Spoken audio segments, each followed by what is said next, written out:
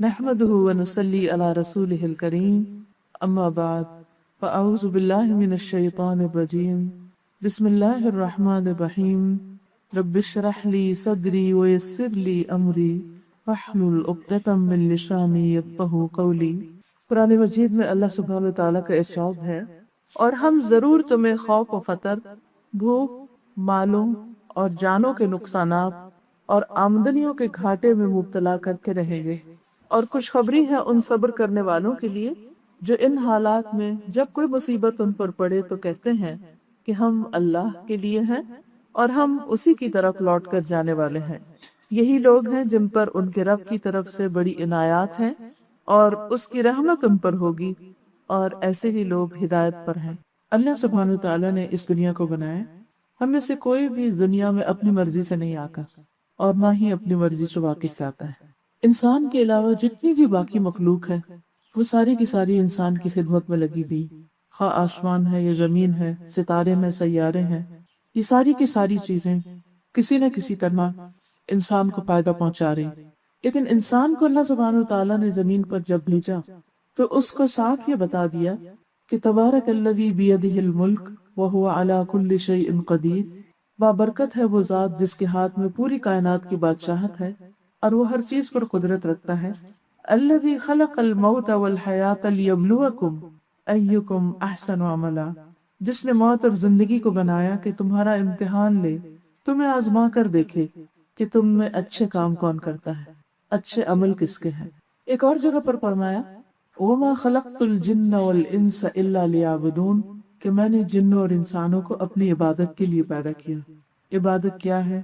اپنے خالق کی پہچان، اس کے آگے جھکنا، اس کی اطاعت، اپنی محبت اور اطاعت، وفاداری، ان سب چیزوں کا اظہار اپنے خالق کے ساتھ، جس نے سب سے بڑھ کر ہم پر نوازشیں کی، جس نے ہمیں یہ وجود بخشا جو ہمیں رزق دیتا ہے، جس کی طرف ہمیں لوٹ کر جانا ہے۔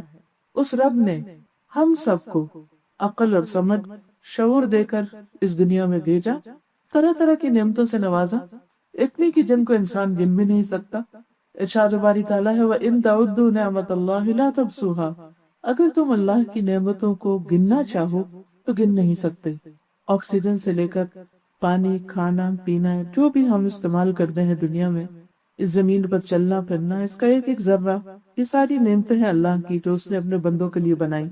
لیکن بندے سے اس نے یہ چاہا کہ بندہ اس دنیا میں اپنا ارادہ اور شعور رکھتے ہوئے بھی، اپنی مرضی رکھتے ہوئے بھی میری اطاعت کرے، میری بندگی کرے، میری مرضی کے مطابق زندگی گزارے، اس دنیا میں رہے، اور جب وہ واپس لوٹے تو پھر میں اس کی مرضی کے مطابق اس کو جزا دوں۔ یہ ہم سب کا امتحان، کوئی چھوٹا ہے یا بڑا، امیر ہے یا غریب، پڑھا لکھا ہے یا ان پڑھ، سب اسی امتحان سے گزر رہے ہیں، اور سب سے یہی دیکھا جا رہا ہے کہ وہ اس دنیا میں رہتے ہوئے کر کیا رہے ہیں۔ ایکم احسن عملا، کہ تم میں سب سے اچھا عمل کس کا ہے۔ گویا یہ ایک کمپٹیشن کی دنیا ہے۔ جب ہم کمپٹیشن کا لفظ بولتے ہیں تو ہم دنیا کا کمپٹیشن صرف لیتے ہیں کہ اس میں دوسروں کے مقابلے میں آگے کون نکلتا ہے، لیکن اصل ہمارا کمپٹیشن اس بات میں ہے کہ اللہ کی نظر میں کون ٹاپ پر ہے، کون سب سے اونچا ہے، کون سب سے بڑا ہے، کون سب سے زیادہ وہ کام کر کے آتا ہے جو اس کو خوش کرے۔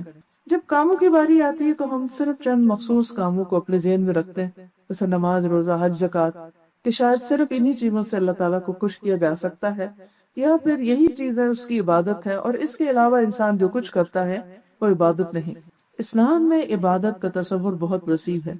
اپنی زندگی میں انسان جو بھی کچھ کرتا ہے اگر وہ اللہ کی مرضی کے مطابق کر رہا ہے تو وہ سب کا سب عبادت ہے، وہ چھوٹا کام ہو یا بڑا، حتیٰ کہ اس کی نیت بھی اگر اچھی ہے تو وہ بھی عبادت ہے، اس کا بول اچھا ہے تو وہ بھی عبادت ہے، وہ کسی کی مدد کر رہا ہے تو وہ بھی عبادت ہے، وہ نعمت پر شکر کر رہا ہے تو یہ بھی عبادت ہے، اور اگر تکلیف پر صبر کر رہا ہے تو یہ بھی ایک بہت بڑی عبادت ہے اور باعث اجر بات ہے۔ اس لیے اصل چیز جو ہم سب کو دیکھنے کی ہے وہ ہے کہ ہماری زندگی اپنے رب کی مرضی کے مطابق گزر رہی ہے یا اس کے خلاف گزر رہی ہے۔ دوسری چیز یہ دیکھی جا رہی ہے کہ ہم اگر انسانوں کی کوئی خدمت کرتے ہیں یا مدد کرتے ہیں تو وہ کس لیے کرتے ہیں، ان پر احسان جتانے کے لیے یا اپنے رب کو راضی کرنے کے لیے۔ ہم سے مطلوب یہ ہے کہ ہم کچھ بھی کریں اس کا صلہ بندوں سے نہ چاہے. مثلاً عام طور پر ہم جب کسی کے ساتھ کچھ اچھا کرتے ہیں تو ہم آٹومیٹیکلی انکانشیسلی بعض اوقات یہ ایکسپیکٹ کرنے لگتے ہیں کہ یہ بھی اب ہمارے ساتھ اچھا کرو. ہم نے اس کی مدد کی، یہ ہماری مدد کرے. ہم اس کی رسپیکٹ کرتے ہیں، یہ ہماری. ٹھیک ہے، انڈرسٹوڈ ہے، ہونا ایسے ہی چاہیے کہ انسان ایک دوسرے کے کام آئے. لیکن پھر بھی اللہ سبحانہ تعالیٰ نے انسان سے چاہا یہ ہے کہ وہ اس کا یہ سب کچھ اصل عبادت اس وقت بنے گا جو وہ صرف اور صرف سیلف لیسلی اپنی ذات کو پیچھے کر کے مائنس کر کے میری خاطر یہ سب کام کرے گا، اور میں اس کا بدلہ اس کو ضرور دوں گا. قرآن مجید میں آتا ہے ان اللہ لا یضیع اجر المحسنین، محسنین کا اجر اللہ تعالیٰ کبھی بھی ضائع نہیں کرتا. کوئی چھوٹا اچھا کام کرے یا بڑا کرے، اللہ تعالیٰ سب سے بڑھ کر اس کا قدردان ہے. بندے کبھی قدردانی کرتے ہیں اور کبھی نہیں کرتے. بہرحال ہماری زندگی میں صبح سے لے کر رات تک جتنے بھی کام ہیں، جو بھی ہمارے ایکشنز ہیں، جو بھی ہمارا لین دین، کام کاج، روزی کمانا، اپنے کام کو جانا، اس میں آنےسٹی سے کام کرنا، یہ سب کچھ سراسر عبادت ہے. اسی طرح خاص طور پر یہ آیت جو میں نے آپ کے سامنے پڑھی ہے سورۃ البقرہ کی 155 سے 157 میں، اس میں اللہ سبحانہ وتعالیٰ فرماتے ہیں کہ اس دنیا میں رہتے ہوئے ہم تمہارا امتحان ضرور لیں گے. جیسے سورۃ الملک میں فرمایا لنبلوکم، تاکہ ہم تمہیں آزمائیں. ہر انسان کسی نہ کسی آزمائش میں، ہر انسان کسی نہ کسی امتحان سے گزر رہا ہے. زندگی میں خوشیاں بھی امتحان بن جاتی اور تکلیفیں بھی امتحان ہوتی، لیکن عام طور پر ہم خوشی کو امتحان نہیں سمجھتے، ہم تکلیف کو ہی امتحان سمجھتے ہیں. لہٰذا اللہ سبحانہ وتعالیٰ نے یہاں پر تکلیفوں کا ہی ذکر کیا. وَلَنَبْلُوَنَّكُمْ بِشَيْءٍ مِّنَ الْخَوْفِ، سب سے پہلی چیز جس سے ہم تمہیں آزمائیں گے وہ خوف ہے. اب دیکھیے کہ خوف ایک ایسی چیز ہے جس سے سب واقف ہیں. چھوٹی سے چھوٹی چیز سے لے کر بڑی سے بڑی چیز بعض اوقات خوف کا ذریعہ بن جاتی. مختلف لوگوں کو مختلف چیزوں کا فوبیا بھی ہوتا ہے. مثال کے طور پر اب دیکھیے کہ لوگ مختلف چیزوں سے ڈرتے ہیں. کوئی اندھیرے سے ڈرتا ہے، کوئی کاکروچ سے ڈرتا ہے، کوئی چھپکلی سے ڈرتا ہے. بعض اوقات حیرت ہوتی ہے لیکن انسان اتنا بڑا ہے اور چھوٹی سی چیز سے ڈر گیا. ہر ایک ہر چیز سے نہیں ڈرتا، مختلف لوگ مختلف چیزوں سے ڈرتے ہیں. اسی طرح کچھ خوف چھوٹے ہوتے ہیں، کچھ بڑے ہوتے ہیں، لیکن یہ سب بھی انسان کا ایک امتحان ہوتے ہیں کہ اس وقت ہم ریاکٹ کس طرح کرتے ہیں، اس وقت ہم کس طرح معاملہ کرتے ہیں. یہ کیوں ہوتا ہے؟ یعنی کہ خوف اگر انسان دیکھے تو مثلا کاکروچ ہے تو اس کی شکل کو دیکھے، بعض لوگ تو دیکھ بھی نہیں سکتے اس کو دیکھے تو وہ بیچارہ خود ڈرا ہوا ہوتا ہے، وہ ہم سے ڈر رہا ہوتا ہے. چوہا ہم سے ڈر رہا ہوتا ہے. کبھی ایسا ہوا ہے کہ چوہا پلٹ کے آپ کی طرف آئے، وہ بھاگ رہا ہوتا ہے. سارے جانور اسی طرح ہی بھاگ جاتے ہیں انسان کو دیکھ کے، لیکن پھر بھی انسان ان سے ڈر رہا ہوتا ہے. تو اس کی بنیادی وجہ کیا؟ اس کی بنیادی وجہ یہ ہے کہ اللہ تعالیٰ انسان کو یہ بتاتا ہے کہ سب کچھ ہوتے ہوئے بھی انسان کمزور ہے. اور بعض اوقات کچھ لوگ ایسے تھے جو ان میں سے کسی بھی چیز سے نہیں ڈرتے، لیکن وہ بلا وجہ مستقبل کے خوف کا شکار رہتے ہیں. عام طور پر لوگ یا ماضی میں رہتے ہیں یا مستقبل میں رہتے ہیں، حال میں نہیں جیتے. حالانکہ جو کچھ ہمارے ہاتھ سے گزر چکا ہے وہ تو ہمارے ہاتھ نہیں آنے والا، اس کو تو ہم کچھ بھی نہیں کر سکتے سوائے اس کے کہ اگر کچھ غلط ہو گیا تو توبہ کر کے، سوری کر کے اس کو مٹا دیں. اللہ کے حق میں کوئی کوتاہی ہو گئی ہے تو اللہ سے معافی مانگ لیں، بندوں سے کوئی زیادتی ہو گئی ہے تو بندوں سے معافی مانگ لیں. اتنا تو ہم کر سکتے ہیں، لیکن اس سے زیادہ ہم ماضی کو تبدیل نہیں کر سکتے. اسی طرح مستقبل کا خوف، مستقبل تو دیکھا ہی نہیں کسی نے. قرآن مجید میں اللہ تعالیٰ فرماتے ہیں وَمَا تَدْرِي نَفْسٌ بِأَيِّ أَرْضٍ تَمُوتُ، کوئی شخص یہ نہیں جانتا کہ زمین پر مرے گا، کوئی شخص یہ نہیں جانتا ماذا تکسب غداً، کل کیا کرے گا، کل کیا ہونے والا ہے، کسی کو نہیں پتا. ابھی آج ہی کوئی مجھے بتا رہا تھا کہ ایک شخص اپنے گھر سے نکلا گاڑی میں اور راستے میں اس کو نہر نظر آئی تو کہتا ہے بہت گرمی لگی ہے. اس نے کنارے پہ گاڑی روکی، گاڑی میں اور لوگ بھی بیٹھے. کہتے 2 منٹ تم یہاں بیٹھو، میں ذرا ایک تھوڑا سا نہا کے آ رہا. وہ اس میں جاتا ہے اور واپس نہیں آتا. آج تک نہیں ملی اس کی باڈی. وہ پیچھے بیٹھے پریشان ہوتے بھی کیسا انسان ہے، ہمیں گاڑی میں بٹھا کے کچھ چلا گیا. تو خیر اترتے ہیں تو پتہ چلتا ہے کہ واپس. آپ دیکھیں کہ کس طرح موت اس کو لا کر کہاں کھڑا کر کے اس کو وہاں لے گئی. کسی کو نہیں پتا ہم جا رہے ہیں راستے میں کیا ہوتا ہے، صبح کیا ہوتا ہے، شام کیا ہوتا ہے، کچھ پتا نہیں. اس لیے اس فکر میں رہنے کی بجائے اور اس غم میں رہنے کی بجائے کہ ہمارے ساتھ کیا ہو گیا یا ہمارے ساتھ کیا ہوگا، انسان یہ دیکھے کہ آج اس وقت میرے پاس جو وقت ہے میں اس کو زیادہ سے زیادہ بہتر کس طرح گزار سکتی ہوں. اس کے لیے انسان کو خود اپنے ساتھ کچھ چیزوں کا ڈیسیژن لینا پڑتا ہے. مثلا آپ دیکھیں کہ جب ہم نماز پڑھ رہے ہوتے ہیں تو پڑھنے کے بعد سلام پھیرتے ہیں تو دل بے چین ہوتا ہے کہ پتہ نہیں قبول بھی ہوئی کہ نہیں. اچھا پتہ نہیں کیا پڑھا ہے، 3 رکعتیں پڑھی کہ 4 پڑھی. اکثر لوگ اس خلل کا شکار رہتے ہیں، پتہ نہیں میں نے 1 سجدہ کیا تھا یا 2 کیے. یہ کیوں ہوتا ہے؟ اس لیے کہ ہم حال میں نہیں جی رہے ہوتے، یا ہم ماضی میں جی رہے ہوتے. اس وقت بھی ہم کھڑے ہیں تو ہم کچھ سوچ رہے ہوتے ہیں، اس نے یہ کہا، اس نے یہ کیا، یا سوچ رہے ہوتے ابھی یہ کرنا ہے، ابھی یہ کرنا ہے. مائنڈ اتنا ڈیوائیڈڈ ہوتا ہے کہ ہم کسی ایک چیز پہ فوکس ہی نہیں کرتے. نتیجہ کیا ہوتا ہے کہ جو کام کر رہے ہوتے ہیں وہ بھی ٹھیک نہیں ہوتا، اور جو چیز ہاتھ میں نہیں ہے اس کے بارے میں ہم کچھ کر بھی نہیں سکتے. خدا نہ خواستہ اگر کسی کو کوئی حادثہ پیش آنے والا ہے تو وہ صرف پریشان ہو کے تو اس کو روک نہیں سکتا، اس کے لیے کچھ اور طریقے ہو سکتے ہیں. تو حل کیا ہے؟ اب مثلا نماز کے لیے کیا حل؟ اس کے لیے حل یہ ہے کہ انسان اس وقت یہ سوچے کہ میں کیا کر رہا ہوں، اس وقت میں کیا کر رہا ہوں، میں کہاں بیٹھا ہوں، میں اللہ کے سامنے بیٹھا ہوں، مجھے اس وقت کیا کرنا چاہیے، میری سوچ کیا ہونی چاہیے. تو پوری کوشش کر کے انسان اپنی اس وقت کی نماز پر فوکس کرے اور اس کو اتنا خوبصورت پڑھے کہ جب سلام کرے تو واقعی اس کے دل کو قرار آ چکا ہو کہ اس نے کوئی کام کیا، نہ کہ ایسا فیلنگ ہو کہ ایک بوجھ اتار کے ہم بیٹھے ہیں. یہی حال باقی سارے کاموں کا. بس اب کچھ لوگوں کو بک ریڈنگ کا شوق ہوتا ہے، لیکن وہ کیا کرتے ہیں کہ بکس پڑھ رہے ہوتے ہیں مگر ان کو یہ نہیں پتا ہوتا کیا پڑھ رہے ہیں. اس لائنوں کے اوپر سے گزرتے جا رہے ہیں. اگر ان سے پوچھے کہ اچھا اس طرف بتاؤ اس پورے پیج میں ہے کیا، تو کہیں گے اچھا میں دوبارہ دیکھنے کے آتا ہوں. پھر ہم کہتے نہیں ہماری میموری اچھی نہیں اس لیے ایسا ہوا. بات میموری کی نہیں ہے، بات فوکس کی ہے، کیونکہ ہم پڑھ یہاں رہے تھے اور دھیان ہمارا کہیں اور تھا. اسی طرح ہم لوگوں کے ساتھ بات چیت کر رہے تھے یا کوئی بھی کام کر رہے ہوتے ہیں تو اس میں بھی ہم ڈیوائیڈڈ ہوتے ہیں، کسی ایک چیز میں پوری طرح انٹرسٹ نہیں لے پاتے. یہ بہت سے لوگوں کے ساتھ مسئلہ ہوتا ہے. اس کا علاج یہ ہے کہ انسان اپنے آپ کو غیر ضروری فکر سے نکال کر، بیکار کے خوف سے نکال کر، اب اس وقت کو جو اس کو نعمت کا ملا ہے اس کو انجوائے کرے. اگر کسی انسان کے ساتھ ہے اس کی کمپنی انجوائے کرے، اس کی اچھی باتوں پر نظر رکھے. اور اگر کچھ پڑھ رہا ہے کسی کتاب کے ساتھ ہے تو اس کو انجوائے کرے. کھانا پکا رہا ہے تو اس کے پکانے کو انجوائے کرے. یعنی جو بھی ہم کام کریں اس کے اندر انٹرسٹ لے کر، اس کو انجوائے کر کے، اس کے ساتھ بہتر وقت گزار کے ہم مطمئن ہو سکتے ہیں. جہاں تک وسوسوں اور پریشانیوں اور افکار کا تعلق ہے، ان سب کو اللہ کے حوالے کرتے یہ کہہ کر کہ یارو تو مجھ سے زیادہ بہتر جانتا ہے، نفع اور نقصان صرف تیرے ہاتھ میں ہے. ساری دنیا بھی مل کر اگر مجھ سے کوئی نعمت چھیننا چاہتی تو کوئی چھین نہیں سکتا، اور اگر تو لینا چاہے تو کوئی اس کو روک نہیں سکتا، اور اگر تو دینا چاہے تو کوئی اس میں رکاوٹ بھی نہیں ڈال سکتا. جس انسان کا جتنا زیادہ یہ ایمان مضبوط ہوتا ہے، جتنا زیادہ اس میں اسٹرانگ ہوتا ہے، اتنا زیادہ وہ بہتر زندگی گزارتا ہے، اطمینان والی. آرام سے سوتا ہے، آرام سے اٹھتا ہے، اس کو کسی قسم کا خوف نہیں ہوتا. خوف آئے گا لیکن اس کو خوف مینجمنٹ آتی ہے کہ مجھے اس کے ساتھ ڈیل کس طرح کرنا. حدیث میں آتا ہے عجب لامر المؤمن، مومن کا معاملہ بہت تعجب والا ہے، بہت حیران کن کر.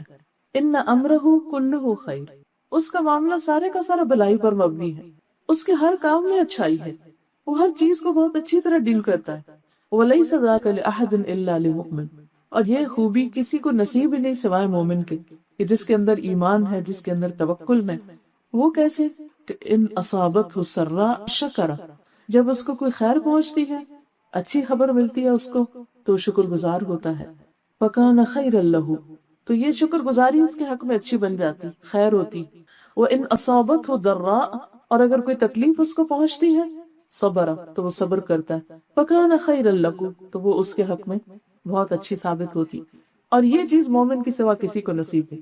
اب آپ دیکھیے کہ ہم ہر وقت 2 چیزوں میں سے ایک میں ہوتے ہیں، یا ہمارا حال اچھا ہوتا ہے، ہمارے دل کا حال اچھا ہوتا ہے، ہم انجوائے کر رہے ہوتے ہیں کسی کمپنی کو، کسی کام کو، تو اس وقت کیا کرنا چاہیے؟ بار بار شکر ادا کر. اللہ تعالیٰ شکر ہے تو نے اتنی نعمتیں دی.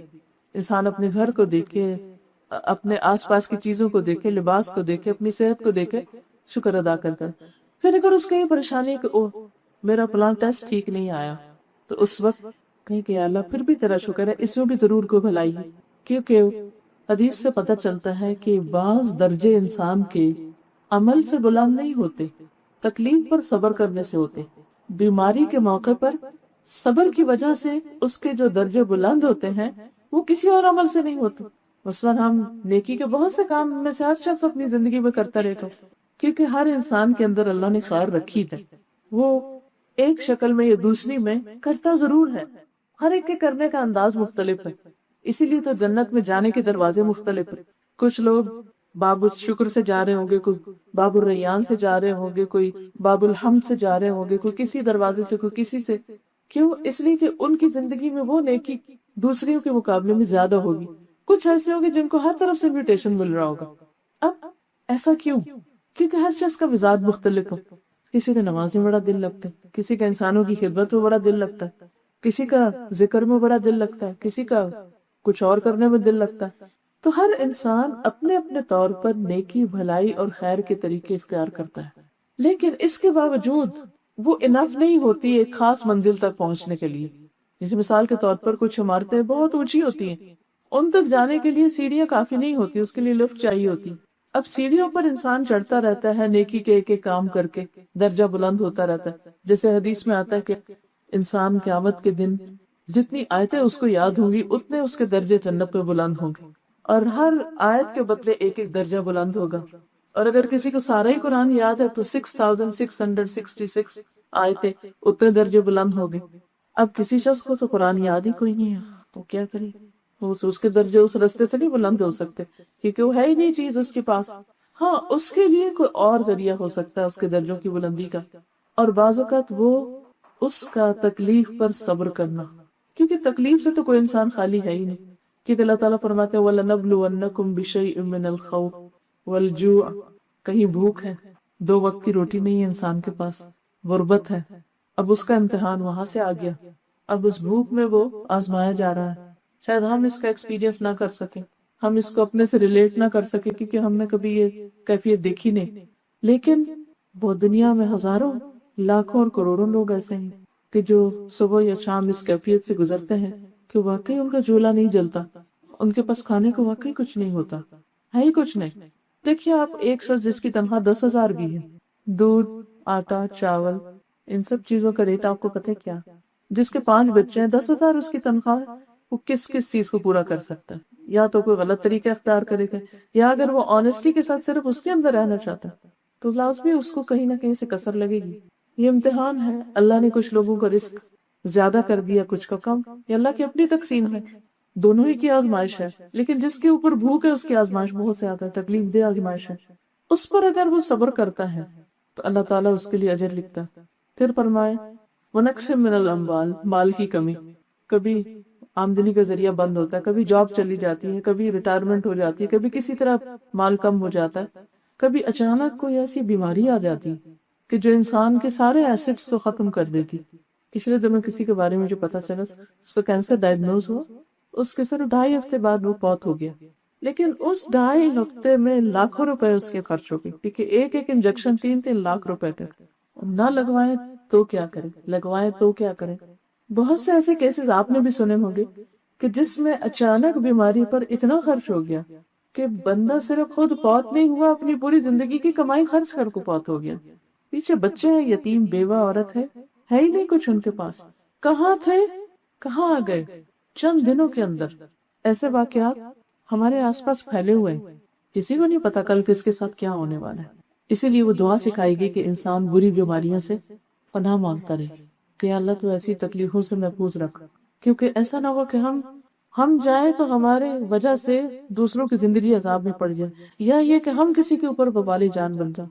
کیونکہ بعض تکلیفیں ایسی ہوتی ہیں کہ جس پر صبر نہیں ہوتا، لوگ پر قرض لے کر بھی بیمار کا علاج کرواتے ہیں، کیونکہ وہ انسان ہے، اس کا کیا کیا جا سکتا.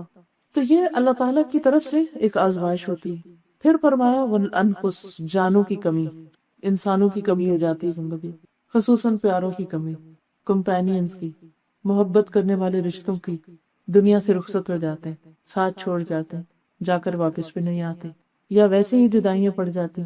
بچوں کی شادی کی، سال نہ سال شکل دیکھنے کو نہیں ملتی، یا کچھ اور وجہ ہو جاتی، اغوا ہو جاتے ہیں بچے، بعض کی کوئی اور تکلیف پڑ جاتی، بعض کو اللہ تعالیٰ اولاد نہیں دیتا کسی بھی طرح، بعض بزنس پارٹنر ہوتے ہیں، پارٹنر چھوڑ کے چلا جاتا ہے، انسانوں کی کمی ہوگی، سرورز چلے جاتے ہیں، کمی ہو گئی. یہ بھی ایک آزمائش ہوتی ہے. یہ بھی ایک تکلیف کا وقت ہوتا ہے، یہ بھی ایک امتحان ہوتا ہے۔ والثمرات، اور پھل، پھلوں کی کمی۔ ثمرات میں صرف فروٹس نہیں ہوتے، ثمرات ہر چیز کا جو آؤٹ کم ہوتا ہے اس کو کہتے ہیں۔ اب مسئلہ آپ دیکھیے، پچھلے دنوں جو سیلاب آیا نا، تو سر ہماری ٹیمز کچھ کراچی کی وزٹ کرنے کے لیے گئے، کچھ علاقوں کو انٹیریئر سندھ میں، کچھ سوشل ویلفیئر کا کام، کچھ اور لوگوں کی مدد کرنے کے لیے۔ آنکھوں دیکھا حال ہے کہ لوگوں کے پاس کئی کئی دن تک راشن نہیں تھا، گھٹنوں گھٹنوں پانی کھڑا، ٹیلوں پہ ذرا اونچی اونچی جگہوں پر اپنی جھونپڑیاں لے کے رہ رہے ہیں۔ کہیں کوئی اسکول نہیں، کوئی ایجوکیشن نہیں، کوئی کاروبار نہیں، کوئی بزنس نہیں۔ کپاس کے کھیت کیچڑ تلے دم گئے، سبزیاں تباہ ہو گئی، فصل چلے گئے، اور وہ لوگ جو اینولی لاکھوں کماتے تھے اچانک زیرو پر آ گئے، کیونکہ پانی نے نہ صرف یہ کہ ان کو تباہ کیا، بلکہ کہتے ہیں کہ یہ پانی معلوم نہیں کتنا کتنا عرصہ کھڑا رہے گا، اور وہ جو زمین میں جائے گا تو زمین شاید آئندہ 2 سال تک اگانے کے قابل بھی نہ رہے۔ کس کو پتا تھا کہ کیا ہونے لگا ہے؟ کہاں سے بلائی پتہ ہی نہیں چلا، ہر چیز اڑاتے لے گئی، پھر اسی طرح جانور بہ جاتے۔ تو یہ ساری تکلیفیں دنیا میں ہیں، اور یہ سب انسان کا امتحان ہے، ون وے اور دی ادر انسان کا ٹیسٹ ہوتا ہے۔ ایسے موقع پر اب جو ہونا ہوتا ہے وہ تو ہو جاتا ہے، کرنا کیا چاہیے؟ وبشر الصابرین، خوشخبری دے دو صبر کرنے والوں، صبر کرنے والوں کے لیے خوشخبری۔ کیا خوشخبری؟ الذین اذا اصابتهم مصیبت، جب ان کو کوئی مصیبت آتی ہے، قالوا انا للہ و انا الیہ راجعون، تو وہ انا للہ پڑھتے ہیں۔ یہ ہم صرف عام طور پر وفات کے موقع پر پڑھتے ہیں۔ صحابہ کے ادھر لیمپ بھی بجھ جاتا، بجلی چلی جاتی، تو اس پر بھی وہ انا للہ پڑھتے کہ ہم اللہ کے لیے اور اسی کی طرف جانے والی۔ اگر دوسرے چلے گئے ہیں، مال چلا گیا، یا اولاد چلی گئی، یا آمدنی میں گھاٹا ہو گیا، یا کوئی اور نقصان ہو گیا، یہ چند دن کی بات۔ مومن کو صبر کس سے آتا ہے؟ 2 چیزوں سے۔ ایک یہ کہ اس کو پتا ہے کہ یہ ایک میرا امتحان ہے، آج اگر یہ چیز لے لی گئی ہے تو کل اللہ تعالیٰ دے بھی دے گا۔ دوسری یہ کہ اس کے لینے پر اجر ہی، اللہ کے ہاں اس کا بہت بڑا اجر، کیونکہ قیامت کے دن جب صبر کرنے والے اپنا اجر پائیں گے تو اس وقت جن کو دنیا میں کوئی خاص تکلیف نہیں پہنچی، وہ تمنا کریں گے کہ کاش ہمارے ساتھ بھی یہ سارے حادثات ہوتے، ہم بھی صبر کرتے، اور اسی طرح کا ہمیں بھی اجر ملتا ہے ان کو مل رہا ہے، کیونکہ ان کا اجر بے حساب ہے۔ قرآن مجید میں اللہ تعالیٰ فرماتے ہیں انما یوفی الصابرون اجرہم بغیر حساب، صبر کرنے والوں کو ان کا اجر بے حساب، انلمیٹڈ، کاؤنٹلیس، جس کو وہ گن بھی نہیں سکتے، شمار ہی نہیں کر سکتے، جو کہیں ختم ہونے والے ہی نہیں، اتنا اجر ان کو ملنے والا ہے۔ لیکن اب اس لیے دنیا میں اس کے لیے سارا کچھ مشکل ہوتا ہے۔ فرمایا اولئک علیہم صلوات من ربہم ورحمہ۔ صبر کا فائدہ کیا ہوتا ہے؟ انا للہ کرنے کا اور ذکر کرنے کا فائدہ یہ ہوتا ہے کہ انسان کے اوپر ایک سکینت آ جاتی اور اس کے اوپر ایک سکون کی کیفیت طاری ہو جاتی، کیونکہ انسان اگر بے صبری کرتا بھی ہے تو اس سے حاصل کچھ بھی نہیں ہوتا۔ غم جو ہے وہ انسان کی جان، مال، صحت، ہر چیز کا دشمن۔ لیکن اگر انسان کسی بھی غم یا صدمے یا حادثے پر یہ کہہ کے صبر کرتا ہے کہ یہ میرے رب کے لیے ہے، میرے رب کے اذن سے یہ سب کچھ میرے ساتھ ہوا ہے، جیسے اللہ تعالیٰ حضور صلی اللہ علیہ وسلم کو فرماتے وَلِرَبِّكَ فَاصْبِرْ، اپنے رب کی خاطر صبر کرے۔ صبر کسی انسان کو شو آف کرنے کے لیے نہیں، اپنے رب کی رضا کے لیے، کہ اللہ یہ تیرا فیصلہ تھا، میں نے اسے ایکسپٹ کر لیا۔ کیونکہ صبر صرف اس وقت آتا ہے جب انسان کے اندر ایکسپٹنس ہوتی، انسان اس فیکٹ کو، اس ریالٹی کو، اس حقیقت کو قبول کر لے کہ یہ ہونا تھا، ایک دن ہونا ہی تھا، اور یہ ہو گیا، اور یہ اللہ کی رضا سے ہی ہوا ہے، اس کی مرضی سے ہوا ہے۔ جس چیز پر میرا رب راضی ہے اس پر میں بھی راضی، میں کوئی شکوہ نہیں کروں۔ حدیث میں آتا ہے جو شخص صبر کرے گا، یعنی صبر کی کوشش کرے گا، اللہ اس کو صبر عطا کر دیں گے، اور صبر سے زیادہ بہتر اور بھلائیوں کو سمیٹنے والی بخشش اور کوئی نہیں۔ یعنی کسی انسان کو جو کچھ بھی ملا ہے اس میں سب سے بہترین چیز اس کو یہی ملی۔ پھر اسی طرح یہ ہے کہ ایک اور چیز انسان کو جس سے صبر نہیں آتا وہ شکوہ شکایات۔ انسان کے دل میں بار بار آتا کہ وائی می، میرے ساتھ کیوں ایسا ہو گیا؟ پھر انسان خود کو کمپیئر کرنے لگتا دوسروں کے ساتھ، اس کے ساتھ تو ایسا نہیں ہوا، فلاں کے ساتھ بھی ایسا نہیں ہوا، فلاں کے میرے ساتھ کیوں ہو گیا؟ یہ تو بڑی ذاتی، بڑی، پھر اندر سے ابال آنے لگتا ہے، پھر انسان غصہ کرنے لگتا ہے۔ اب آپ دیکھیے کہ قیامت کے دن ہم سب نے اللہ کے حضور کھڑے ہونا ہے، اس وقت اللہ تعالیٰ بندے کو نعمتیں بھی یاد کرائے گا، اور دوسری طرف بندے کو اس کے اعمال بھی دکھائے گا کہ دیکھو میں نے تو تجھے یہ دیا تھا، اور جب ان میں سے میں نے صرف ایک چیز لی تو نے کیا کیا؟ کیونکہ جنت ایک اعلیٰ ترین بستی، سب سے ٹاپ کلاس جگہ، وہاں کے لیے لوگ چنے جا رہے ہیں، وہاں ہر ایک اپنی جگہ نہیں بنا، وہاں ہر ایک کا گھر نہیں بن سکتا. جیسے آپ کی یہ کالونی ہے نا، تو ہر کوئی یہاں نہیں گھر بنا سکتا، صرف مخصوص لوگوں کے لیے جگہ. وہ جنہوں نے کوئی خاص قسم کی اچیومنٹ کی ہے لائف میں صرف وہ رہ سکتے ہیں، باقی نہیں. وہاں بھی کیا ہے، جنت ایسی جگہ ہے کہ جس میں وہ اسپیشل لوگ رکھے جائیں گے جن کی کوئی اچیومنٹس ہیں. اور ان اچیومنٹس میں صرف کچھ کارکردگیاں نہیں، یہ بھی ہے کہ انہوں نے اللہ کی رضا کو کتنا قبول کیا. جب اللہ کی طرف سے ان پر کوئی تکلیف آئی یا کوئی مشکل آئی، اس وقت انہوں نے اللہ سے شکوہ نہیں کیا، اللہ کی رضا پہ راضی ہو گئے، اسے ایکسپٹ کر لیا. اس بات سے اللہ تعالیٰ جتنا خوش ہوتے ہیں، مثلا ایک حدیث میں آتا ہے کہ اللہ تعالیٰ جب اپنے بندے کی کسی بچے کی جان لے لیتا ہے، یعنی فرشتے جب اس کی جان نکال کے آتے ہیں تو اللہ تعالیٰ ان سے باقاعدہ پوچھتے ہیں کہ تم نے میرے بندے کے بچے کی جان لے لی؟ تو فرشتے کہتے ہیں جی اے ہمارے رب، آپ ہی کے حکم سے ہم نے ایسا کیا. پھر اللہ تعالیٰ پوچھنے والا کو وہ زیادہ جانتے ہیں، اچھا تو میرے بندے نے اس وقت کیا کیا؟ تو وہ بتاتے ہیں کہ تیرے بندے نے اس وقت شکر ادا کیا، الحمدللہ کہا. تو اللہ تعالیٰ فرماتے ہیں کہ میرے اس بندے کے لیے جنت میں ایک گھر بنا دو جس کا نام بیت الحمد رکھو. ایسا گھر جسے دیکھے تو اور کوئی تعریف کرے، تعریف والا گھر. تکلیف پر جو اللہ کی تعریف کرتا ہے، اللہ اس کے لیے ایسا انعام رکھتا ہے کہ جس کو جو بھی دیکھے اس کی تعریف کرے. ابھی کے بازو کا ہم کسی ڈرائیو پر نکلتے نا تو وہ گھروں کو دیکھتے ہیں، اچھا یہ گھر سب سے اچھا ہے، اس کا ڈیزائن اچھا ہے، یہ ایسا یہ ویسا. کچھ جگہ ایسی ہوتی ہیں، مثلا آپ یہاں سے لاہور سے ٹریول کر رہے ہیں، راستے میں گزرتے ہیں تو کوئی مخصوص گھر یا جگہ ایسی ہوتی ہے جن کی آپ ضرور تعریف کریں، یہ دیکھیں وہ جگہ آدھی کتنی خوبصورت ہے. تو ایسا صبر کرنے والوں کے لیے جنت میں ایسا مقام ہوگا کہ جسے دیکھ کر، یعنی ایسی اسپیشل جگہ کہ جسے دیکھ کے ہر کوئی تعریف کرے. اتنا خوبصورت گھر، لیکن یہ کس کے حصے میں آئے گا؟ وہ جس کا دل خوبصورت تھا، جس کی سوچ خوبصورت تھی، جس کی زبان خوبصورت تھی، کہ جب اس کے منہ سے کچھ نکلتا تو خیر اور بھلائی کا کلمہ ہی نکلتا. لیکن یہ صرف اس وقت ہو سکتا ہے جب ہم اپنے اوپر کنٹرول رکھیں، کیونکہ ہم اچھا بولیں یا برا بولیں، جو کچھ ہو چکا وہ تبدیل نہیں ہو سکتا. اب چوائس ہمارے پاس ہے کہ ہم کیا کہتے ہیں. اچھا کہیں گے تو اللہ کے یہاں اچھا لکھا جائے گا، اور اگر اللہ سے ناراضگی بھی کرتے ہیں اور ہم شکوہ بھی کرتے ہیں اور ہم چیختے چلاتے بھی، رونے میں کوئی ممانعت نہیں، لیکن چیخنا منع ہے. نوحہ منع ہے کہ انسان مردے کے اوپر اتنا زور زور سے بیان کرے کہ جس میں اندر دل میں کچھ بھی نہ ہو، صرف ایک تسنع کے ساتھ. ان چیزوں سے منع کیا گیا ہے. کیوں؟ اس لیے کہ مومن کا ایک اکرام ہے، مومن کی ایک شخصیت ہے، اس کی پرسنالٹی. ہر انسان اپنی شخصیت کے ساتھ پہچانا جاتا ہے، اور انسان کا اخلاق ہے. ہر انسان کی کچھ وائبز بھی ہوتی ہیں، وہ کس چیز سے بنتی، جیسا وہ اندر ہوتا. اگر ہماری پازیٹیو تھنکنگ ہے، اگر ہم سوچتے اچھی طرح، ہمارا دل خوبصورت ہے، اس میں کسی کے لیے کوئی درج نہیں، کوئی میل نہیں، کسی کے لیے کوئی حسد نہیں، کوئی بغض نہیں، نفرت نہیں، تو یہ ہو نہیں سکتا کہ وہ خوبصورت دل جو ہے وہ انسان کے بیہیویئر میں یا اس کے معاملے میں ریفلیکٹ نہ کرے. لازمی ہوگا، جیسا شیشہ ہوگا نا، جتنی اس کی پالش اچھی ہوگی اتنی ہی خوبصورت چیز اس میں نظر آئے گی. اسی طرح انسان کا معاملہ، حادثے، تکلیفیں، پریشانیاں، یہ سارا جو کچھ زندگی میں ہوتا ہے یہ انسان کو چمکاتے رہتے ہیں اگر وہ اس میں پازیٹیولی ریئیکٹ کرتا ہے، اللہ کے آگے سبمٹ کر لیتا ہے. یہ جو سبمیشن ہے کہ یار اب میں نے قبول کر لیا، یہی اطاعت ہے، یہی اسلام ہے، یہی عبادت ہے. عبادت صرف نماز روزہ نہیں ہے، عبادت تکلیف میں صبر کرنا بھی ہے.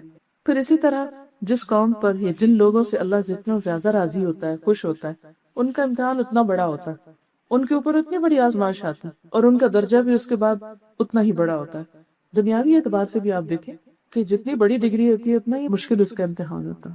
تو اصل چیز ہے کہ کوئی بھی موقع ہو زندگی کسی بھی قسم کا، اپنوں سے معاملہ ہو، بیگانوں سے ہو، غیروں سے ہو، رشتہ داروں سے ہو، انسان اگر تھوڑی دیر کے لیے اپنے اندر ایکسپٹنس کا لیول لے آتا ہے. بعض لوگوں کے ساتھ معاملہ بہت مشکل ہوتا ہے. بہت سے لوگ اپنے گھروں میں پریشان رہتے ہیں کسی کی بدمزاجی کی وجہ سے، کسی کی ناسمجھی کی وجہ سے، چاہے وہ سرونٹ ہو یا بچے ہوں یا ہسبینڈ ہو یا رشتہ دار ہوں. کسی کے لیے ساس کا مسئلہ ہے، کسی کے لیے بہو مسئلہ ہے، کسی کے لیے بہن بھائی مسئلہ ہے، کسی کے لیے نیبرز مسئلہ ہے. ہر انسان کو کچھ نہ کچھ پیش آتا رہتا ہے. اب یہ سارا کچھ اللہ چاہے تو ایک سیکنڈ میں ٹھیک کر دے، لیکن کیوں اللہ نے یہ ساری چیزیں رکھی؟ کیونکہ یہ ساری چیزیں انسان کو گھڑتی رہتی ہیں، چمکاتی رہتی ہیں ایک ڈائمنڈ کی طرح. پھر اس کے اندر ایسی خوبصورتی اور ایسی چمک آ جاتی ہے کہ جو اس کے بغیر نہیں آتی.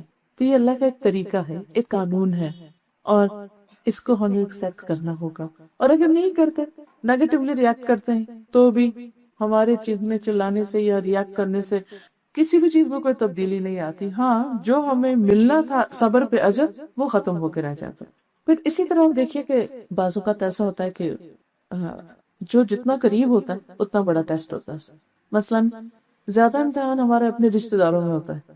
ہم ان کے ساتھ احسان کرتے ہیں، لیکن وہ پلٹ کر ہمارے ساتھ ویسے سلوک نہیں کرتے، یہ کرتے ہیں تو ہمیں محسوس نہیں ہوتا. لیکن اس یک طرفہ احسان کا بدلہ کتنا ہے، اس کا اجر کتنا ہے، بے حساب. ایک شخص آیا حضور صلی اللہ علیہ وسلم کے پاس اور کہنے لگا کہ میرے کچھ رشتہ دار ہیں، میں ان کے ساتھ اچھا کرتا ہوں، میرے ساتھ برا کرتے ہیں، میں ان کو دیتا ہوں، وہ مجھے کچھ نہیں دیتے، میں ان کے ساتھ اچھی طرح بات کرتا ہوں اور میرے ساتھ وہ بدسلوکی کرتے. آپ نے فرمایا اگر تم ایسا ہی کرتے جیسا تم کہہ رہے، تو اللہ کی طرف سے ایک فرشتہ مقرر کر دیا جاتا ہے جو تمہاری طرف سے ان سب باتوں کا جواب دیتا ہے، اور تم گویا ان کے منہ میں راکھ بھر رہے. یعنی تمہارے لیے اجر ہے، لیکن اس سارے سلوک کا ان کو کیا مل رہا ہے؟ ان کے نامہ اعمال میں کیا ہے؟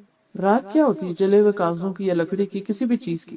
ان کی نیکیاں برباد ہو رہی ہیں، ان کا اجر ضائع ہو رہا ہے، لیکن تمہیں تمہارا اجر بے حساب ملے گا. ایک موقع پر آپ نے فرمایا کہ جو شخص یہ چاہتا ہو کہ اس کی عمر میں برکت، اس کے رزق میں برکت، اسے چاہیے کہ اپنے رشتہ داروں کے ساتھ اچھا سلوک، چاہے وہ اچھا کرے یا نہ کرے. یہ ان کا دین ہے، یہ ان کا اخلاق ہے، یہ ان کی مرضی، یہ ان پر ڈیپینڈ کرتا ہے.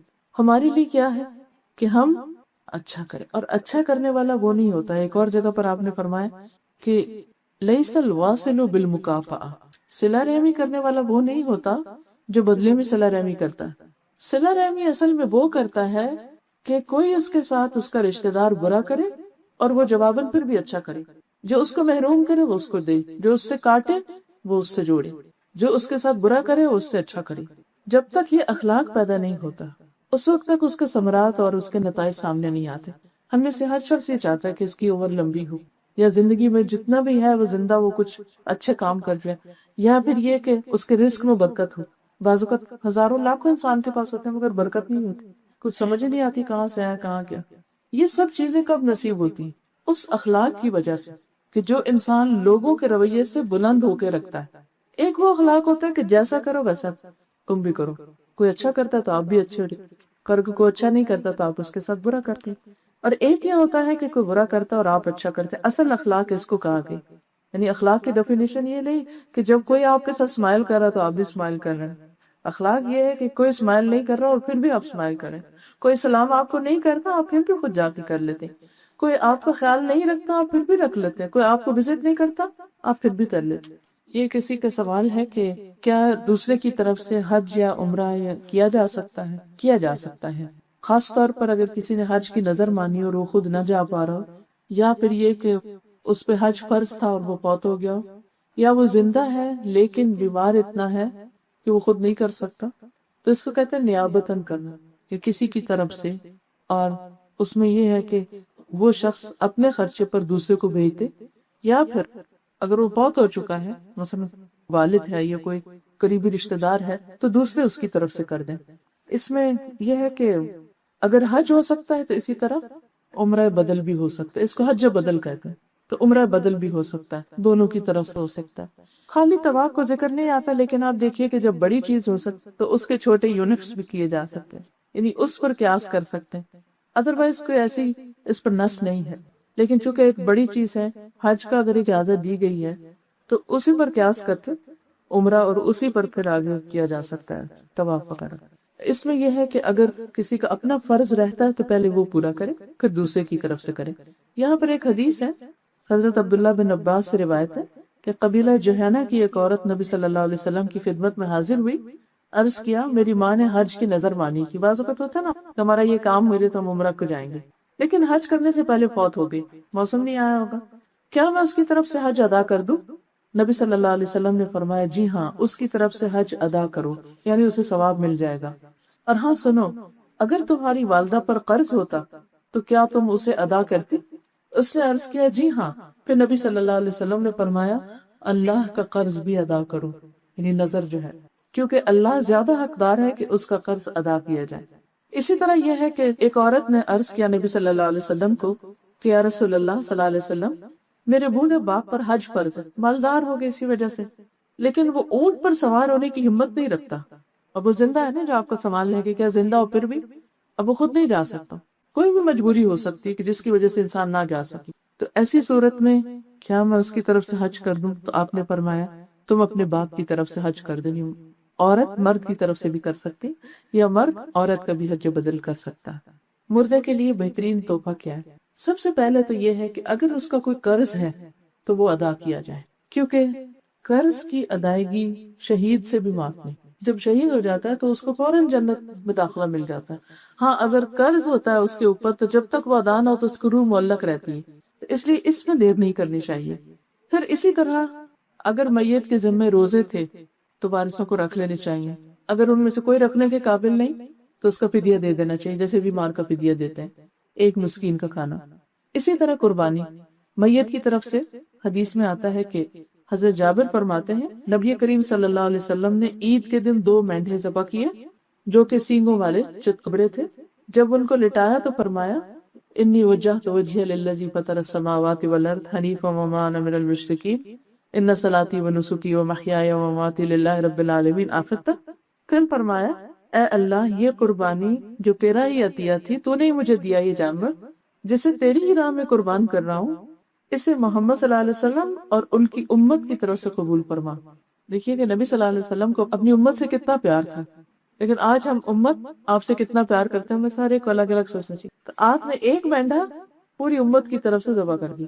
مثلاً آپ یہ کر سکتے ہیں کہ ایک جانور اپنے جتنے فوت شدہ رشتہ دار ہیں سب کے نام سے کر دیں، سب کو ثواب پہنچ جائے گا انشاءاللہ. اور پھر نبی صلی اللہ علیہ وسلم نے بسم اللہ کہہ کر دونوں مینڈے ذبح فرما دیے. اس میں وہ لوگ بھی شامل تھے جو فوت ہو چکے اور وہ بھی جو آنے والے ہیں. دوسری چیز جو فائدہ دیتی ہے وہ صدقہ خیرات ہے میت کی طرف سے. صدقہ خیرات کی ہم نے بس ایک مشہور قسم بنائی ہوئی ہے کہ آپ کسی یتیم خانے کو کچھ دے دیں یا بس صرف میں روٹی بھجوا دیں یا کچھ، صرف یہی قسم نہیں ہے. ویسے تو کسی بھی طرز جگہ رکھنے، اگر آپ پرندوں کے لیے پانی بھی رکھتے ہیں تو بھی صدقہ ہے، پرندوں کا دانہ ڈالنا وہ بھی صدقہ ہے. لیکن جو صدقہ جاریہ کی قسم ہے ان کا بھی اہتمام کرنا چاہیے، اور اس میں اچھی کتابیں چھپوانا، مثلا روڈز بنوانا، سکول بنوانا، ایسے کام کرنا کہ جس سے زیادہ لوگوں کو میکسیمم فائدہ پہنچے. ہر انسان کو اللہ تعالیٰ نے عقل دی ہے، وہ سوچ سمجھ کر ایسی چیزیں کر سکتے. اسی طرح اگر میت نے کچھ وعدے کیے کہیں کسی کو دینے کا یا کہیں وزٹ کرنے کا یا کسی رشتہ دار کے ساتھ اچھا سلوک کرنے کا، بعض اوقات ایسا ہوتا ہے نا کہ جانے والے یہ کہہ دیتا دیکھو میری فلاں بہن بیوہ ہے، تم اس کا جب تک تم زندہ ہو خیال رکھنا، یا جب تک وہ زندہ ہو خیال رکھنا. اب یہ جو اس کی نصیحت یا وصیت کو پورا کرتے ہیں نا تو وہ اس کا ثواب بھی اس کو پہنچتا ہے، کیونکہ اس نے کہا. مثلاً وہ اپنے مال میں سے 1/3 کو کہہ سکتا ہے کہ یہ فلاں کو بانٹ دیا جائے، فلاں کو دے دیا جائے، اس سے فلاں خیر کا کام کر دیا جائے. تو جس کو اپنی زندگی میں کہتا ہے اس کا بھی فائدہ آتا ہے. اور اگر اس نے کچھ نہیں کہا، کہہ ہی نہیں سکا، اچانک ہی اس کے ساتھ کچھ حادثہ ہو گیا، تو اس صورت میں اگر اولاد یا بیوی یا شوہر یا بہن بھائی کوئی بھی اس کی طرف سے کرتے ہیں تو انشاءاللہ اس کو فائدہ پہنچے گا. پھر اسی طرح دعا سب سے بہترین تحفہ ہے، اور نیک اولاد جو اپنے والدین کے لیے دعائیں کریں. عام لوگوں کی بھی دعائیں پہنچتی ہیں مگر اولاد کی سب سے زیادہ. اگر کسی کی باتوں سے بہت تکلیف پہنچی ہو تو کیا اس شخص سے بات کر لینی چاہیے کہ آپ کی بات سے تکلیف ہوئی، کوشش اور صبر کے باوجود وہ باتیں ذہن سے نہیں نکلتی، کیا کرنا چاہیے؟ اللہ تعالیٰ سے استغفار بھی کرتے ہیں، اس سے کر لینی چاہیے. میں ویسے آپ کو بتاؤں اس سے زیادہ بہتر کہ اللہ سے شکوہ کر لینا چاہیے. اللہ تعالیٰ نے فلاں بندے نے میرے ساتھ یہ کیا. جب میرے ساتھ ایسا ہوتا ہے نا تو میں کہتی ہوں اگر کسی سے کی تو غیبت بن جائے گی، اس سے کی تو وہ اور فساد پڑ جائے گا. یا تو ایک اس کو آئندہ کے لیے روکنا، تو پھر اسے اچھے وقت میں سمجھانا چاہیے کہ دیکھیں پلیز آپ ایسے نہیں، یہ بات ایسے کر لیے تھے. جن لوگوں سے روز کا واسطہ ہو، بس ہسبینڈ وائف کے بیچ میں اتنی کمیونیکیشن ہونی چاہیے کہ ایک دوسرے کو جب سننے میں کے موڈ میں ہو اس وقت یہ کہہ سکے کہ دیکھیں اگر آپ یہ بات ایسے نہیں اس طرح کر دے تو زیادہ بہتر ہوگا، مجھے زیادہ اچھی لگے گی. اپنی اچھی بری بتا دینی چاہیے، اس کی بھی اچھی بری بتانی کہ مجھے آپ کی عادت بہت پسند ہے لیکن اس چیز سے مجھے تکلیف ہوتی ہے. اب آپ نے بیلنس کر دیا نا، پہلے تعریف سے شروع کر، اس کے بعد آپ ساتھ دوسری چیز بھی بتا دیں تو انشاءاللہ اس سے زیادہ بہتر نتیجہ نکلے گا. میں عام طور پر یہ کرتی ہوں کہ جب مجھے کسی انسان کی طرف سے تکلیف پہنچتی تو میں الگ چلی جاتی اور اللہ سے باتیں کرتی. اس کو مناجات کہتے ہیں. ایک ہوتی ہے دعا مانگنا اور ایک ہوتی ہے مناجات. مناجات ہے اللہ سے سرگشیاں کرنا اللہ تعالیٰ دیکھیں، آپ ہم کسی کو بھی تو فون اٹھا کے باتیں کرتے ہیں، آپ سمجھے کہ دوسری طرف کوئی سن رہا ہے اور وہ سب سے زیادہ سنتا ہے، مطلب کہ اللہ تعالیٰ اس نے میرے ساتھ یہ کیا، اب آپ دیکھیں نا، اس کو یہ تو نہیں کہنا چاہیے تھا، اب میں بہت ہرٹ ہو گئی ہوں، اب ایسا ہے، اب آپ میرے دل کو ٹھیک کر دیں، اب میں نے اس کو معاف کر دیا، آپ مجھے بھی معاف کر دیں وغیرہ وغیرہ، جو دل میں بولے خوب بولے، چپ چپ کے بولے، اور اللہ معاف کرنے والا ہے اور وہ سننے والا ہے، اور آپ یہ نسخہ آزما کر دیکھیں، آپ کا دل ٹھیک ہو جائے گا، کیونکہ یہ نہ ہو آپ بتانے چلیں اور وہ پہلے سے بھی زیادہ کنتر واپس آئے۔ بعض لوگ نبی صلی اللہ علیہ وسلم کی طرف سے قربانی کرتے ہیں، ایسا کرنا درست ہے یا عمرہ کر سکتے ہیں، آپ نے اپنی امت کے لیے کیا تو امت کیوں نہ کریں، آپ بھی کر لیجیے۔ جی، قربانی کے بارے میں ایک چیز یاد رکھیے کہ اس کا کوئی تعلق جاب سے نہیں ہے، اس کا تعلق زکوٰۃ سے نہیں ہے، کسی چیز سے۔ قربانی ایک سالانہ محبت کا توکن ہے جو ہم اللہ تعالیٰ کی نظر رکھتے ہیں، جس سے بندوں کو بہت سے فائدے بھی پہنچتے ہیں۔ اگر اس کے پیچھے ہسٹری پہ جائیں تو حضرت ابراہیم علیہ السلام نے قربانی میں کیا دینا چاہا تھا؟ اپنا بیٹا، اللہ نے کسی اور چیز سے بدل دیے۔ جو کنڈیشن رکھی گئی وہ استطاعت ہے کہ اگر کسی کی حیثیت ہے تو وہ کرے، اور اگر حیثیت ہے اور پھر نہیں کرتا تو آپ نے فرمایا پھر وہ ہمارے مصلی یعنی عیدگاہ میں نہ آئے۔ بعض لوگ کہتے ہیں کہ جی قربانی کی جگہ آپ کسی غریب کو کچھ جہیز دیتے ہیں، کسی کا گھر بنوا دیں، وہ سارا سال ہے کرنے کے لیے، کسی نے کبھی نہیں روکا کہ آپ اچھے کام نہ کریں، لیکن قربانی ایک ریچول ہے اور ریچولز کے اپنے کچھ فائدے ہوتے ہیں۔ آپ کو معلوم ہے کہ کچھ لوگ صرف قربانی ہی کا گوشت کھا سکتے ہیں۔ ہم ہر سال الحمدللہ الہدا کی طرف سے انٹیریئر سندھ میں قربانیاں کرواتے ہیں، اور اپنے اسٹوڈنٹس ہیں جن کے آگے رشتہ دار کے ذریعے ہم سارا خود ارینج کرتے ہیں۔ آپ یقین کریں کہ آس پاس کے گاؤں سے بھی ٹرالیاں پہ بیٹھ کے لوگ آتے ہیں، اور ہر سال اضافہ ہو رہا ہے انہیں، کیونکہ ان کو پتا ہے کہ یہاں یہ لوگ کریں گے، جگہ بھرنی یہ کریں گے، اور وہ لوگ ہوتے ہیں جو سال میں بس وہی ایک دفعہ ان کو وہ گوشت کی تھیلی ملتی ہے، nothing else۔ اتنی استطاعت ہی نہیں کہ ایک جانور خرید سکیں یا قربان کر سکیں، اور یہ صرف ہمارے ملک میں نہیں، اور بھی کنٹریز میں ایسا ہے۔ اس لیے قربانی کرنا جو ہے ایک تو وہ صدقہ نکل جاتا ہے، جان کا صدقہ جو ہے وہ ایک بہت اعلیٰ درجے کا صدقہ ہے، ہم ویسے نہیں کرتے تو چلے سال میں اس موقع پر سے۔ دوسرا یہ ہے کہ کھانے پینے کے لیے واقع مقدار میں گوشت۔ تیسرا یہ ہے کہ ان کو مل جاتا ہے جن کو کبھی نہیں ملا۔ پھر اسی طرح کچھ لوگوں کا بزنس بن جاتا ہے کہ جو سارا سال بےچارے جانور پالتے ہیں صرف اس شوق میں کہ ہم کو خرید لے گا، ان کی سال بھر کی کمائی صرف یہی ہوتی ہے۔ اب اگر ہم خریدتے ہی نہیں تو اس انڈسٹری کو یا اس بزنس کو بوم نہیں ملتا، کوئی نہیں خریدے گا، وہ ماندہ ہو جائے گا، کاروبار وہ لے جائیں گے واپس، ادھر ادھر کر دیں گے۔ تو اللہ سبحانہ تعالیٰ نے جب کچھ ریچولز ہم پر لازم کیا تو ضرور کچھ حکمت ہے اس کے پیچھے۔ تو اگر استطاعت ہو، آپ سمجھتے کہ ہاں میرے پاس ہیں پیسے، اگر میں نے اسے 10,000 کا جانور دے دیا پھر بھی میرے پاس 50,000 بچتے ہیں جس سے میرے فلاں فلاں خرچے پورے ہو جاتے ہیں، آپ ضرور کریں، تقدیم کر لیں، آپ ایک کہیں دے دیں، گھر میں کر لیں۔ کئی دفعہ ایسے بھی ہوتا ہے نا کہ ہمارے رشتہ دار کسی خاص گاؤں میں رہ رہے ہوتے ہیں، برادری کے لوگ ہوتے ہیں، ان لوگوں کی حیثیت نہیں ہوتی، آپ یہ کر سکتے ہیں اسے گھر میں آپ کی 2 قربانیاں، ایک آپ خود کر لیں، ایک اپنے رشتہ داروں کو بھجوا دیں، انہیں کہیں کہ یہ آپ کر لیں۔ اسی طرح قرآن پاک مجھ سے جب کو پوچھتا ہے کہ قرآن پاک کیوں پڑھی، تو میں کہتی ہوں کہ ہمارے ہر سوال کا جواب ہے۔ اللہ تعالیٰ اس کو کہتے ہیں ذالک الکتاب لا ریب فیہ ھدی للمتقین، اور میں آپ کو گارنٹی دیتی ہوں کہ آپ اس کو سمجھ کر پڑھیں، آپ کو ہر الجھن کا جواب ملے گا، کیونکہ وہ مینز آف کمیونیکیشن ہے بٹوین اس اینڈ اور رب۔ ہم کس طرح اپنے رب سے بات کریں، کہاں سے پتہ چلے کہ وہ کیا کہہ رہا ہے؟ ہم تو بولے جائیں گے اپنی طرف سے، وہ کیسے بتائیں گے؟ اسی لیے قرآن مجید جو ہے یہ کلام اللہ ہے، اللہ کا کلام ہے، اس کو اللہ تعالیٰ نے اپنی سپیچ کہا ہے، یعنی گویا وہ ہم سے بات کرتا ہے اس کے ذریعے، اور اس کا علم اتنا پرفیکٹ ہے کہ اس کو پتا تھا کہ اس کے مخلوق جو اس کے بندوں کے ذہن میں کیا کیا سوال آئیں گے، کیا کیا پریشانیاں ہوگی، ان کو زندگی میں جو بھی جس طرح کی بھی گائیڈنس چاہیے ہوگی وہ ان کو ملے گی، اور ہر دفعہ ایک نیا لیسن ہوگا۔ اس لیے زندگی میں ایک بار، کم از کم ایک بار اس کو سمجھ کے ضرور پڑھیں، کیونکہ ہر چیز کو، مثلا یہ فون جب میں نے خریدا تھا تو اس کے ساتھ اچھی بلی بکلیٹ تھی، میں نے اس کو بعد میں کھولا، میں نے اس کو پہلے کھولا، ان کیا لکھا ہوا، کیا کرنا ہے کیا نہیں کرنا، ایسا نہ ہو میں کچھ ایسا کر بیٹھوں کہ یہ خراب ہو جائے۔ میرے ساتھ تو کم از کم ایسا ہوتا ہے جب بھی کوئی مشینری میں لیتی ہوں تو میں اس کو یوز نہیں کرتی جب تک میں اس کی بکلیٹ نہ پڑھوں۔ میں بھی، آپ لوگ بھی ایسے ہی کرتے ہیں، کیونکہ 1-2 حادثے میرے ساتھ یہ ہوئے کہ جیسے کینیڈا وغیرہ میں جو وولٹیج ہے بجلی کا وہ فرق ہے، تو وہاں سے میں لائی یہاں مساجر لائی کہ پتہ نہیں کیا چیز لائی، تو وہ میں نے رکھا سیٹ کر کے کہ اچھا اس کا وہ لگائیں گے، وہ جو ہوتا ہے کنورٹر، اور اس سے پہلے کہ میں لگاتی بچہ آیا، اس نے دے جلدی سے اس کے اندر لگایا، وہی جل گئی مشین، ختم خراب۔ اب آپ دیکھیں کہ صرف ایک اس نادانی کی وجہ سے اتنی دور سے اٹھا کے، آپ کو پتہ ہے ایک ایک پاؤنڈ بھی سامان کا اٹھاتے ایک مشکل ہوتی، صرف ایک لا علمی جہالت نادانی کی وجہ سے غلط جگہ وہ پلگ لگانے کی وجہ سے اس کی موٹر اڑ گئی۔ اسی طرح کوئی بھی مشین اگر آپ کو پتہ نہیں اور اتنی لمبی لسٹ دی ہوتی، یہ نہ کریں، پانی میں نہ رکھیں اس کو، ایسا نہ کریں، ویسا نہ کریں، دھوپ میں نہ رکھیں، بچوں کے پہنچ سے دور رکھیں، فلاں نہ کریں، ہم تسلی سے اس کو پڑھتے ہیں ساری چیک لسٹ، اچھا یہ ایسا ہے، یہ یہاں یہ اس کو یہاں سے یوں پن اپ کرنا ہے، اس کے اندر اس کا اسپیکر کا ڈالنا ہے، اس کے اندر بجلی کا ڈالنا ہے، اس کو یہاں یہ، پھر اس کے بعد ہم اس کو کھول کے کرتے ہیں، تب وہ فائدہ دیتی ہوں۔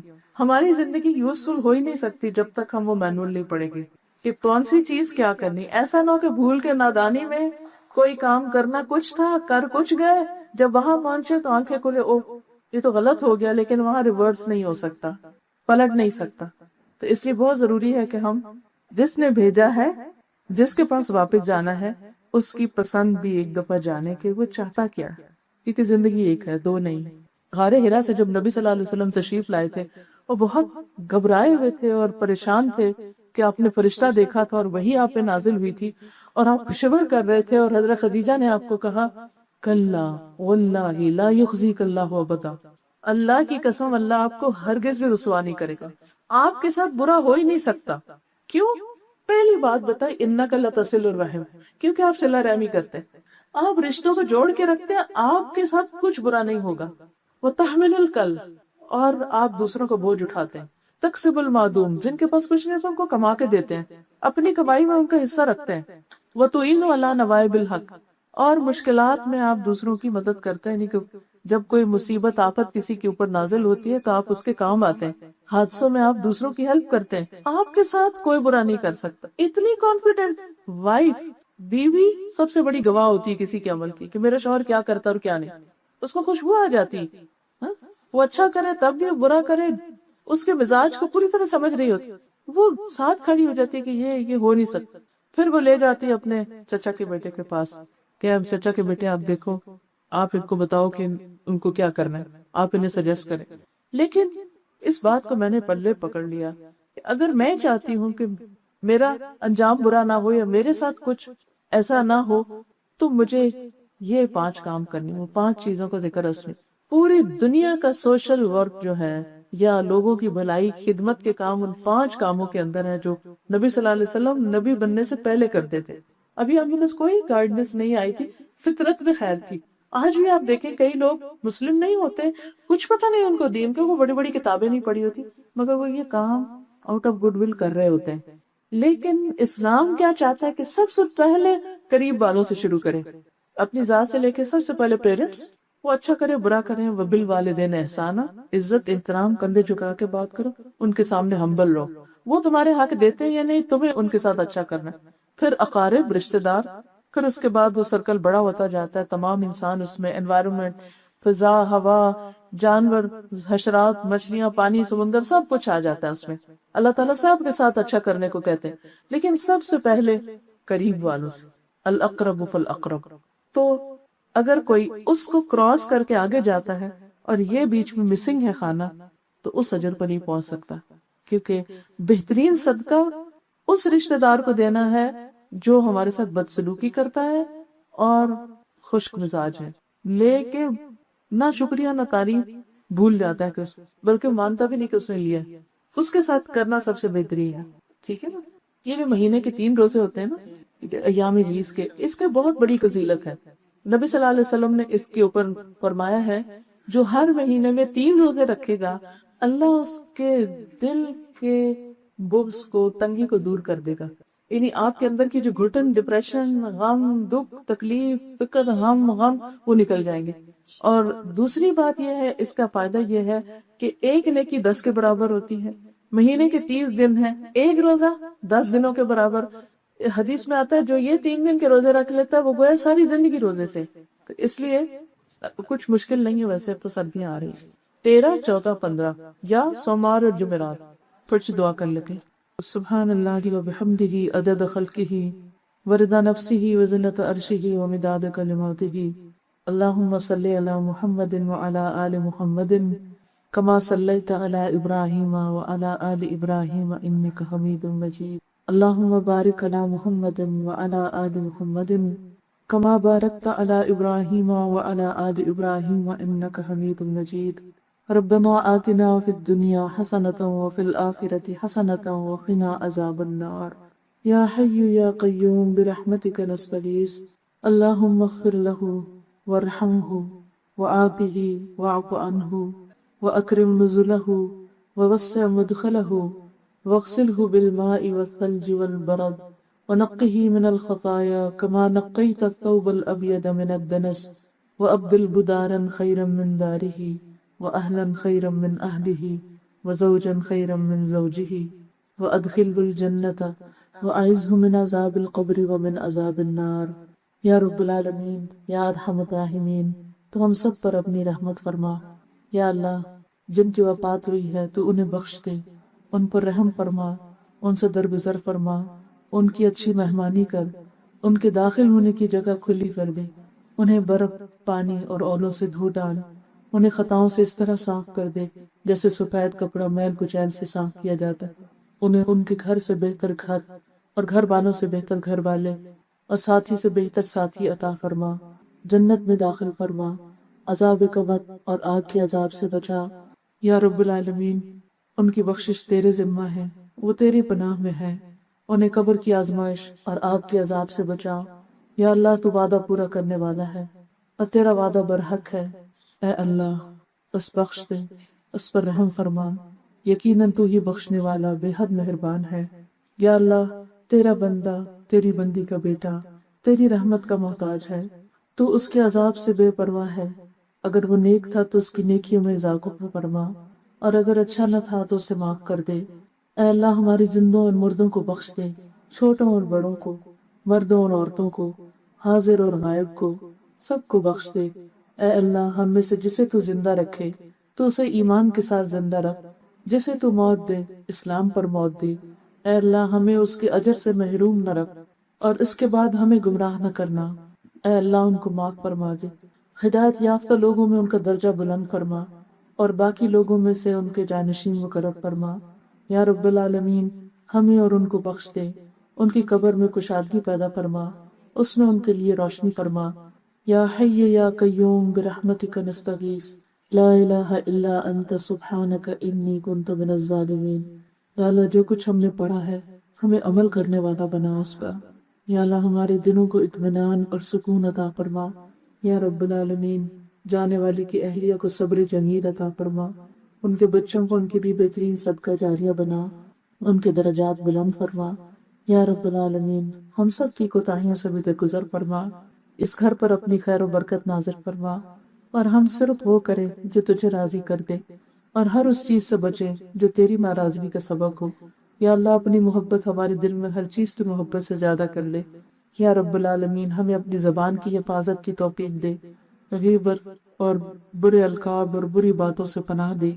ربنا تقبل منا انک انت السمیع العلیم وتب علینا انک انت التواب الرحیم، وصلی اللہ تعالی علی خیر خلقہ محمد وعلی آلہ واصحابہ واہل بیتہ اجمعین برحمتک یا ارحم الراحمین۔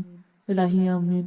سبحانک اللہم وبحمدک نشہد ان لا الہ الا انت نستغفرک ونتوب الیک۔